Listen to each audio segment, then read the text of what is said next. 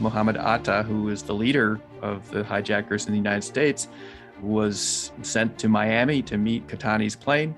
However, due to some very alert work by an INS inspector, Khatani was turned away. He was not admitted to the country. So there would have been the 20th hijacker. Hi, I'm Mike Hurley. I'm Barbara Gruey. We're the hosts of the Are We Safer Today podcast. In this podcast, we speak with members of the 9/11 Commission staff about their unique experiences in the investigation into the 9/11 attacks. The 9/11 Commission was chartered by Congress to investigate the most significant attack on American soil since Pearl Harbor. Supporting the work of the commissioners, the commission's staff was tasked with reconstructing a complex jigsaw puzzle. What led to 9/11? What happened on that day? What should we do about it? But unlike a typical jigsaw puzzle, the pieces were not in a box. There was no image of what the solved puzzle would look like, and many of the pieces were missing. I'm Barbara Gruey. I'm Mike Hurley, and this is the Are We Safer Today podcast. Last episode, we talked with John Farmer, whose team was tasked with reconstructing a minute-by-minute review of the U.S. government and the City of New York's response to the September 11 attacks. In this episode, our guest is Dieter Snell. Dieter and his team's piece of the puzzle was to examine the genesis and execution of the 9/11 plot. Dieter brought a unique background to the 9/11 investigation. Before joining the commission's staff, Dieter prosecuted al-Qaeda terrorists in U.S. courts. His team was tasked with answering who were the 19 hijackers, who else may have been in on the plot, what help did the hijackers receive inside the U.S., was the Saudi government involved? Were other foreign adversaries involved? Dieter was perfect for this role because of his extensive experience prosecuting al-Qaeda terrorism cases.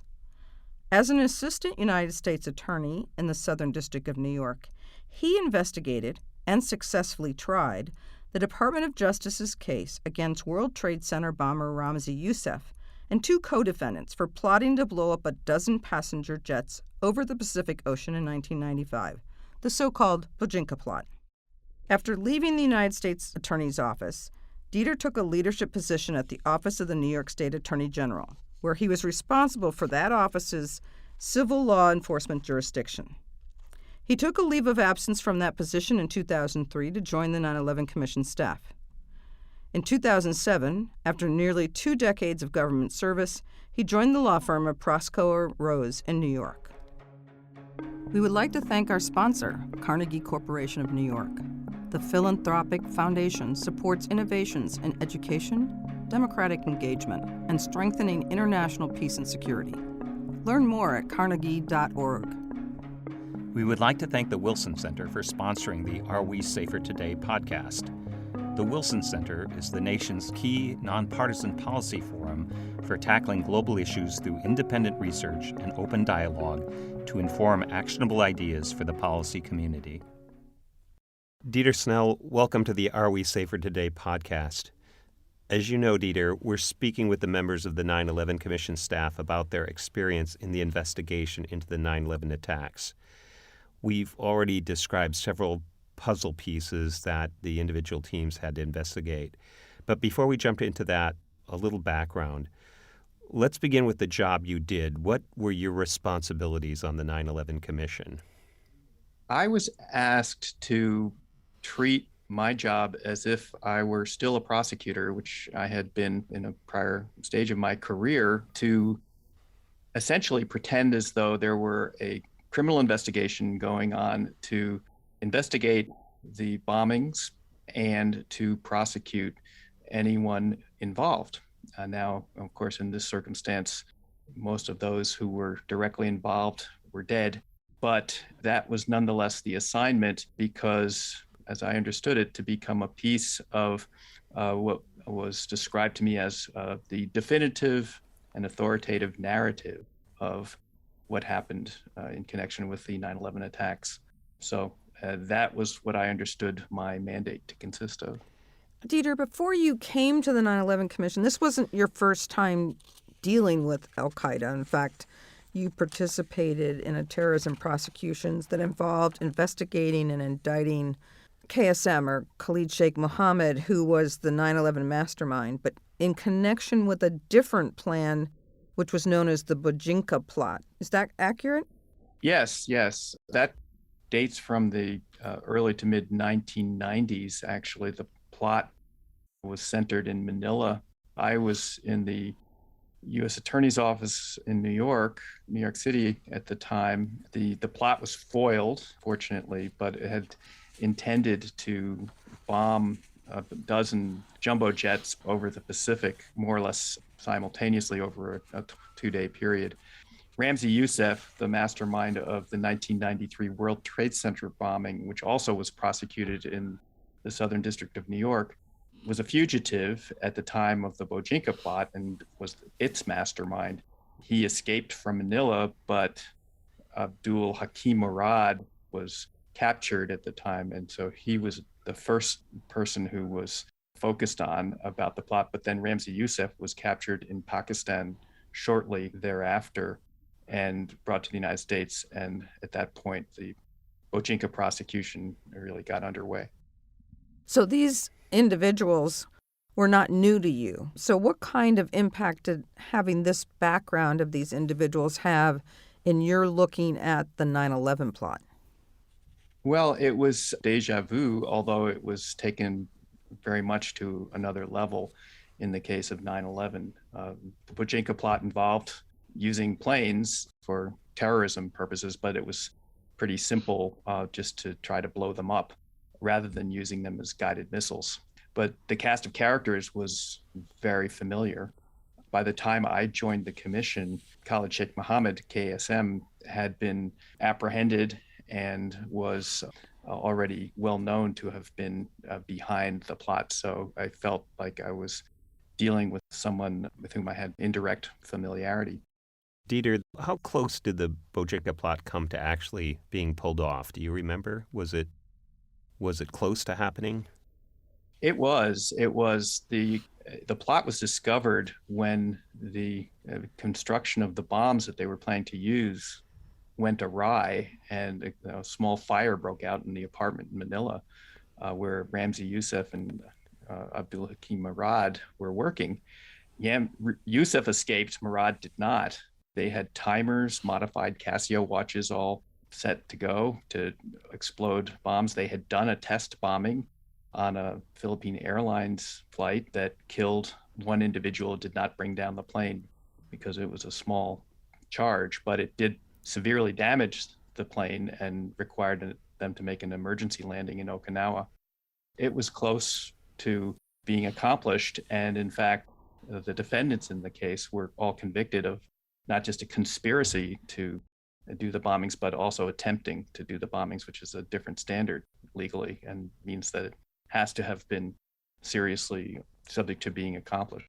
And Dieter, remind folks who may not remember, may not have been around, what the 1993 World Trade Center bombing was all about.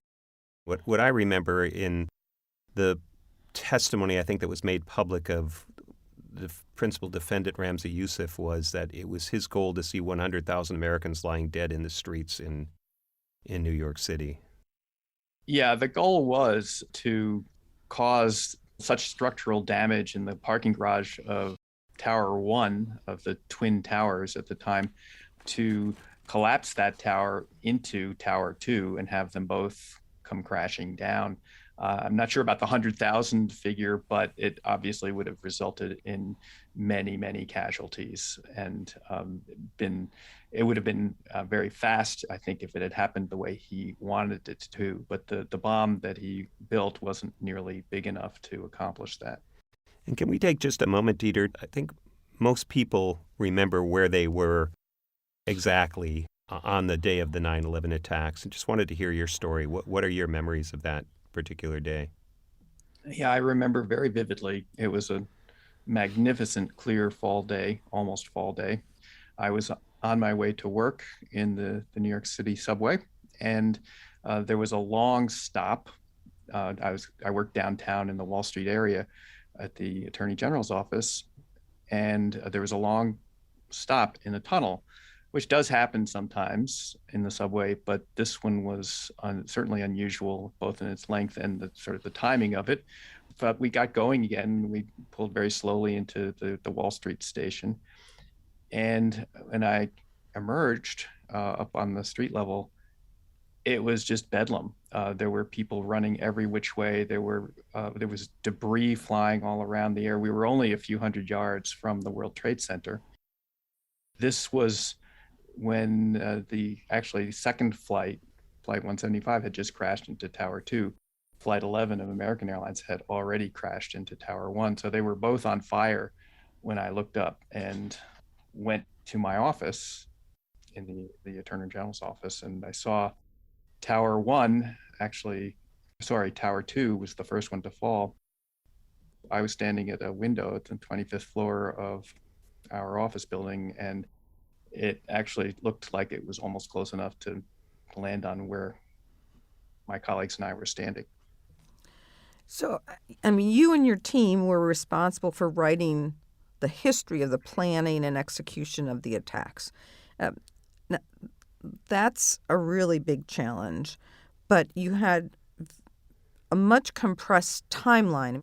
I think it was less than 16 months by the time you had come around. I mean, so how did you figure out, okay, how do I do this? How do I make this happen in this short period of time? Yeah, that's right, Barbara. It really was kind of mission impossible from the traditional prosecution standpoint, but it had to be done. There was no way to say, well, this is too hard, we're not going to do it. The good news was that an enormous amount of work already had been done on the investigative front. The biggest challenge I think that we had was trying to sift through this huge investigation that the FBI had done in their so-called Pent bomb, which is an acronym for Pentagon Trade Towers attacks. And they had literally hundreds of thousands of interviews that they had done, and figure out what was the narrative amid all of this evidence.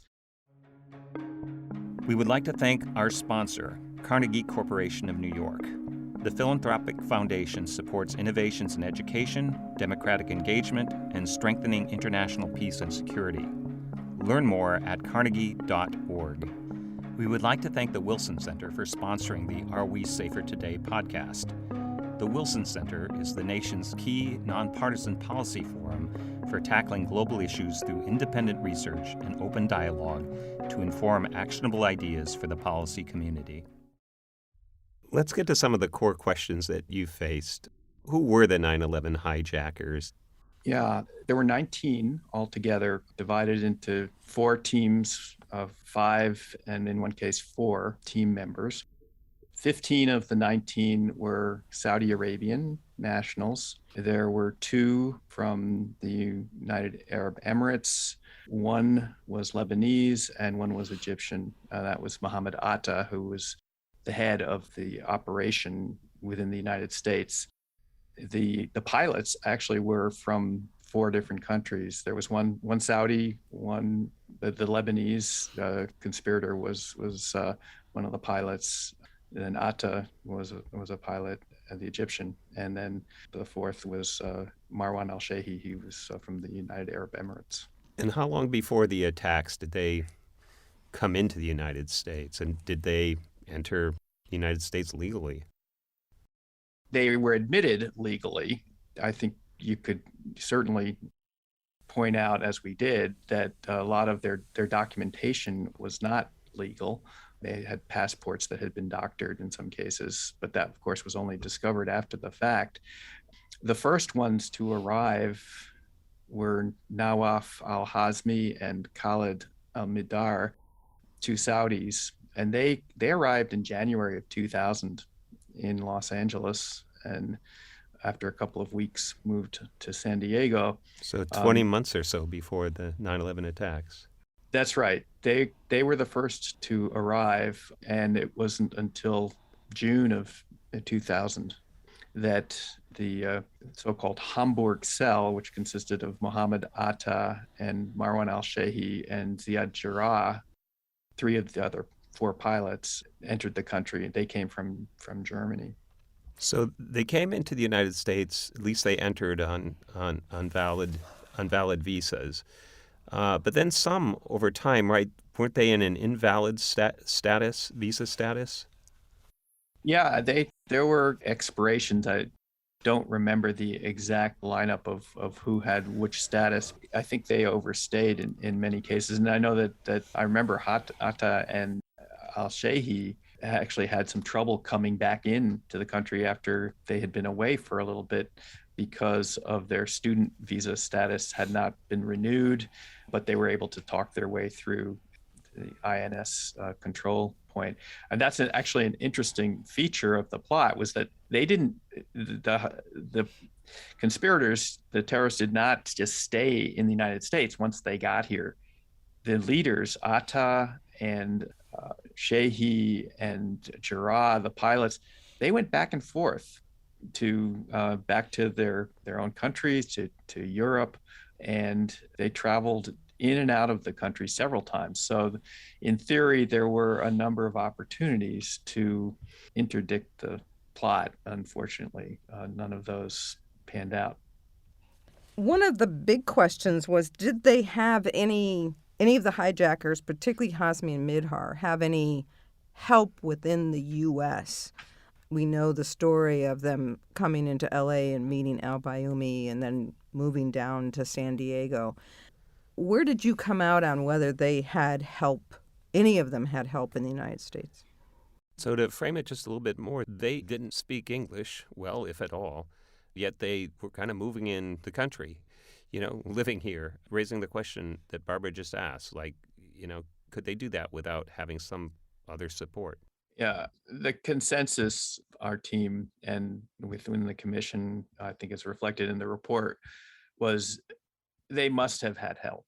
They really couldn't, as you say, Mike, they couldn't have done all this without some sort of help. And we know that they had help, at least of the unwitting variety, because they mingled immediately with the Islamic community in Los Angeles and also in San Diego. And we interviewed a number of their acquaintances, their friends, all of whom, of course, denied that they had any idea what these two were up to, but nonetheless provided assistance in things like how to buy a car, how to get an apartment, how to just establish a life in a foreign country.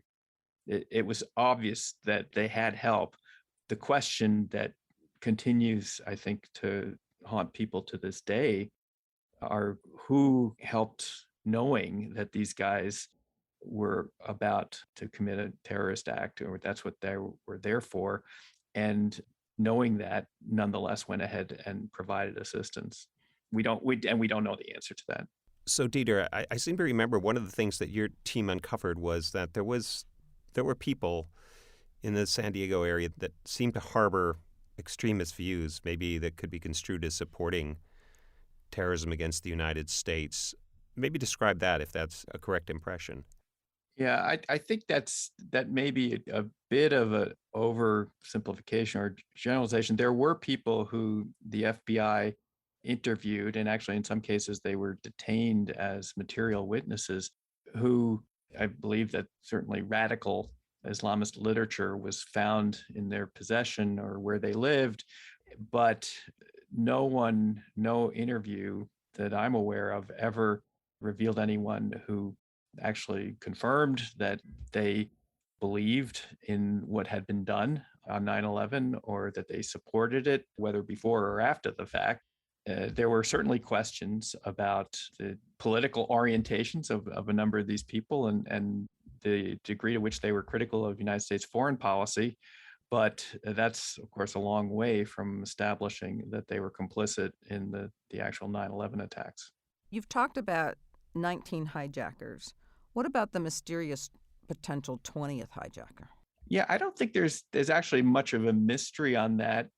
In the summer of 2001, a man named Katani tried to enter the United States in Florida. He had been sent by KSM. Khalid Sheikh Mohammed. Yes, yes. He had been sent to join the crew of hijackers. Muhammad Atta, who was the leader of the hijackers in the United States, was sent to Miami to meet Katani's plane. However, due to some very alert work by an INS inspector, Katani was turned away. He was not admitted to the country. So there would have been the 20th hijacker right there. And as a result, I think it's safe to conclude one of the teams, Flight 93, was short one hijacker, and they had a pilot and three others as opposed to a pilot and four others.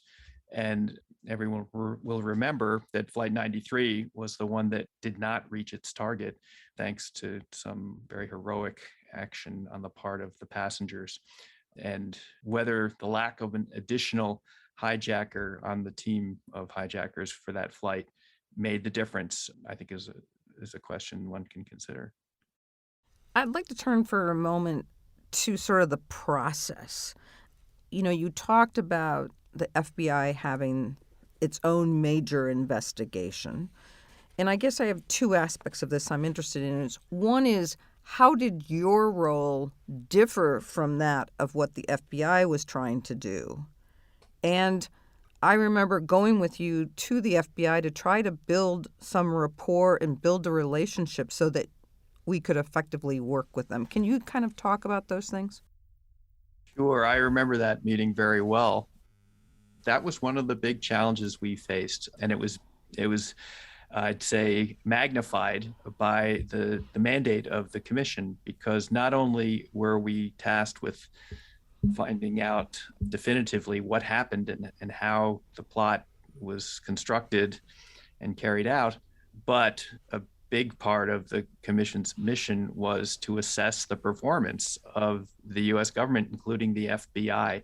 So we were supposed to be working with the FBI and they with us, but we were also supposed to be investigating them, which I think it's safe to say made it an already difficult task even more daunting. But I have to give the FBI enormous credit. And I think it was maybe initially there was some suspicion on their part that they were just in the crosshairs and not going to be treated fairly by the commission. I think we established credibility with them early on. We knew that had to happen. We would never get the job that I was asked to do done without the cooperation of the FBI, and we got it. We actually formed a very close relationship with the agents who were dedicated to helping the commission with its work. One of the key things that you had to do in working, investigating the plot was in line with the FBI doing its own investigation into the plot. So I'm interested in how you differed what you were doing from what the FBI investigation was.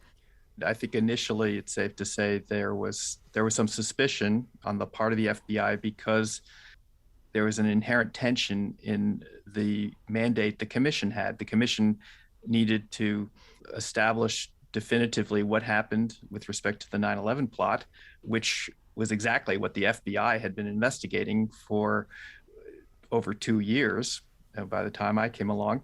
And they'd done an enormous amount of work, which we knew we were going to have to rely on extensively. We got an enormous amount of material from them. They had hundreds of thousands of interviews that they did without exaggeration. And I think it was at the time, and may still be, the largest investigation that the FBI had ever done.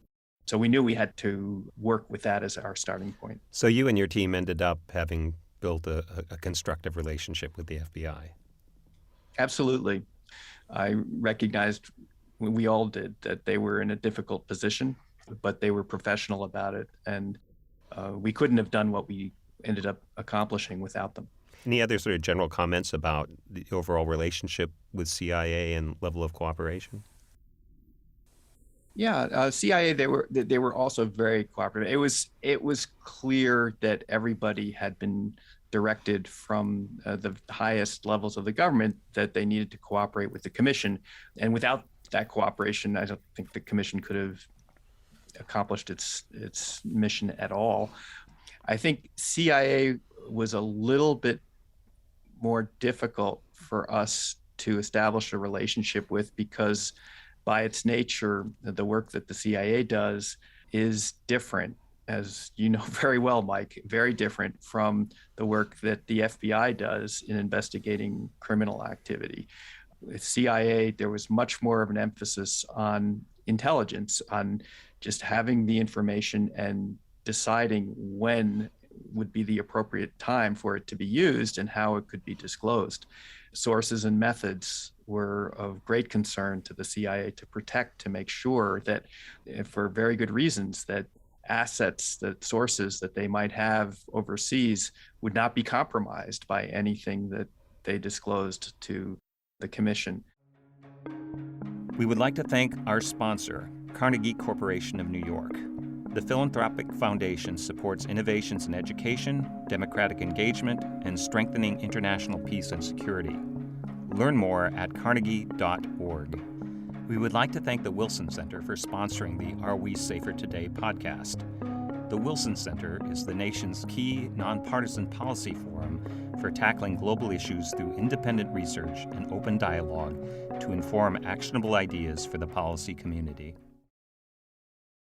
You talked about the various hijackers coming in and coming out and, being kind of fluid in that way. And there was some question about whether they might have, in fact, compromised the plot at some point in time. And we know Jarrah, who was the hijacker who piloted United Airlines Flight 93, came close to compromising the whole plot. Can you tell us about that? Yes, that's actually one of those pieces of the history of the plot that it's hard to escape thinking that this was something that could have turned out very differently if only he had made a different choice.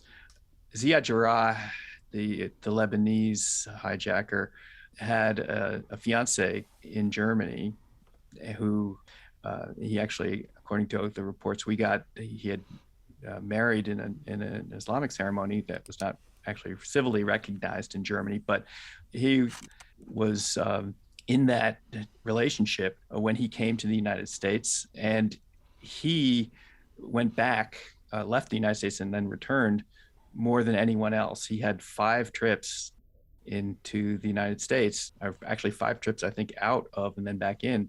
And he was visiting his fiancée, and she actually accompanied him back to the United States and spent some time with him in Florida during the flight training that he was undergoing. And then in the summer of 2001, he took his last trip back to Germany.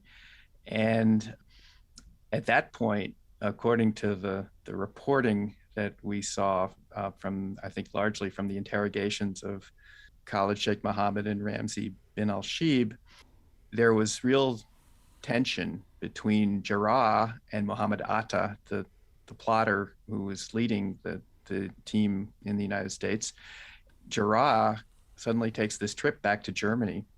And this is now getting within a couple of months of the attacks, the September 11th attacks. And bin al-Shibh reported that he and Jarrah met, that there was apparently a lot of concern expressed about between bin al-Shibh and Khalid Sheikh Mohammed about what Jarrah was going to do and whether he was actually going to follow through with the plot. Of course, they had to also be thinking, will he follow through? And more significantly, is he going to blow the whistle on the whole thing, which he certainly could have done.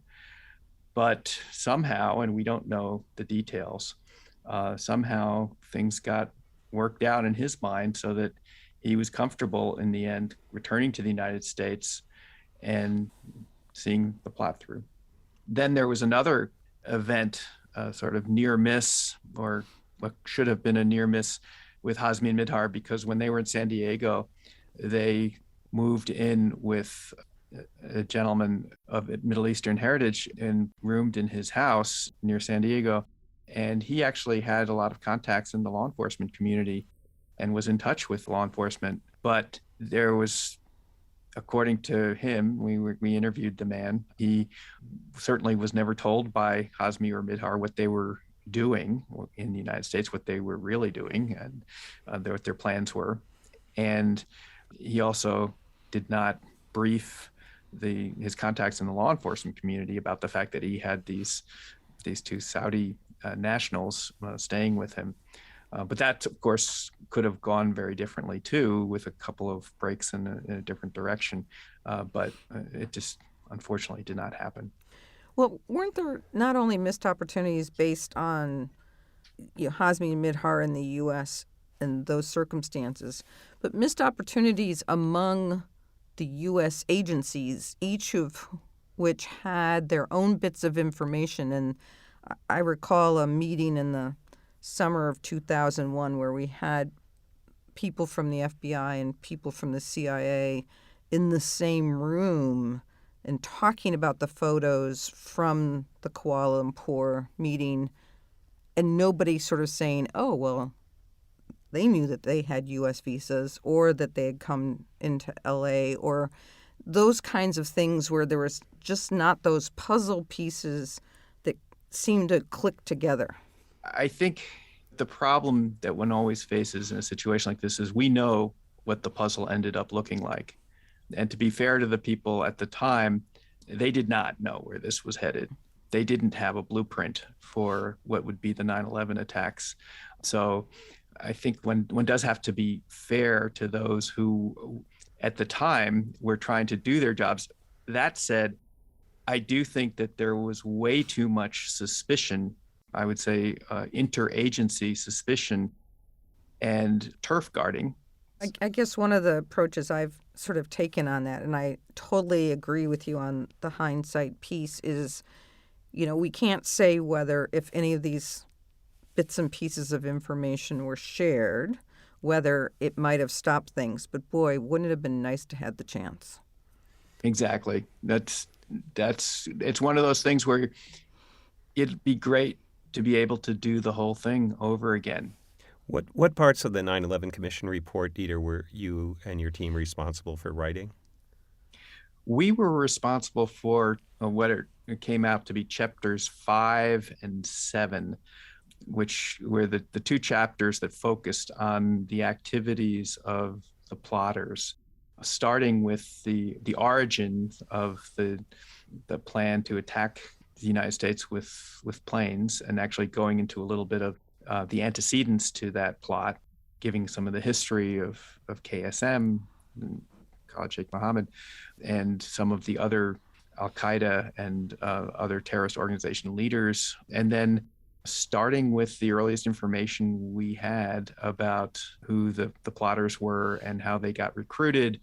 That's in chapter 5, and how they started to travel to the United States. And then chapter 7, which is entitled "The Attack Looms," it described in detail the information, the distillation that we were able to achieve of the various pieces of evidence about the plotters' activities in the United States, going back and forth in some cases to and from their homes back to the United States, and ultimately staging the various teams to attack the 4 aircraft on September 11th.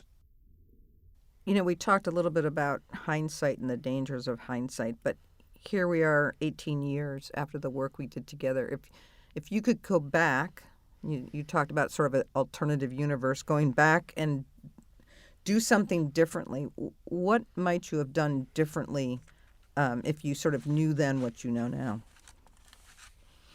I've often asked myself that question, actually, because it's there are still a number of unanswered questions about it, even 18 years later, about, for example, this abiding question about how did Hazmi and Midhar, two very uneducated and unsophisticated in Western ways individuals, how did they manage to operate? And I can't say, aside from, I remember being acutely aware at the time that I wished I had more time, but I can't say that there's a particular stone that I thought we should have turned over and didn't. in retrospect. I think maybe if I were immersed in it again, there would be things that would come to mind, because I remember acutely aware at the time that the clock was not on our side, that we had to get the report done. And there are a number of places in the report where we said there are still questions that need to be followed up. I think a lot of those questions, though, that we identified in the report are still there. And that's kind of interesting to me, because I know a lot of attention has been paid to the same subject that we were looking at ever since. Have you followed the recent reports out of the FBI about where their investigation has gotten to in terms of looking at particularly at the San Diego story? Not terribly closely. Occasionally, I will get called by a member of the press, usually, and asked to comment about something that they say has come to light. I've been out of this area now for so long that I certainly can't claim to be following very closely what gets discovered, and I'm not anywhere near as immersed in it as I was when I was working with the commission. So my reaction tends to be, well, that's interesting, but I would certainly have a lot of questions about how to follow up on this or that strand of information that surfaces. And at this point, I think we still don't have a clear narrative about what happened, especially in Southern California. Dieter, some of the folks who will listen to this podcast will not have been born when we were attacked on September 11, 2001. What would you say to these people looking back about the work of the commission and its relevance today? I think the most important lesson for everyone who considers what the commission did, and I think it's especially one that should resonate with people who were around during the commission, as I was, is how in a very charged setting, politically charged setting, there was bipartisanship that was able to be achieved. It wasn't just paid lip service to. There were certainly different views from different political camps, and this, I think, is a huge credit to the leadership of the commission, Tom Kane and Lee Hamilton, that they were able to generate this atmosphere where the commission was going to speak with one voice, essentially, and it really was successful. And that's something, when I look and see what is going on today and within the last few years, I think it's hard to imagine anything like that happening now, but it was so essential to the work of the commission, and to the extent that people think that the report was successful, I think it is really attributable in large measure to that achievement that Tom and Lee were able to make. I just want to say thank you so much for your time, and it just reminds me, and I know Barbara as well, that the commission was really lucky to have somebody with your deep experience in prosecuting terrorists before even your work on the 9/11 Commission, and you brought that work there, and that certainly added to the investigation in all kinds of ways, and your insights have been fascinating. Thank you very much. Well, thank both of you. It was a pleasure to work with you 18 years ago, and a pleasure to reconnect at this point. Dieter's work in documenting the 9/11 hijacking plot was another piece of the 9/11 puzzle. While teams like Dieter's were boots on the ground investigating, there were larger forces at work in Washington that created obstacles to the commission's success. In the next episode of the Are We Safer Today podcast, we'll be hearing from Dan Marcus, General Counsel for the commission. Condoleezza Rice persuaded the president, as we understand it, that she should be allowed to testify.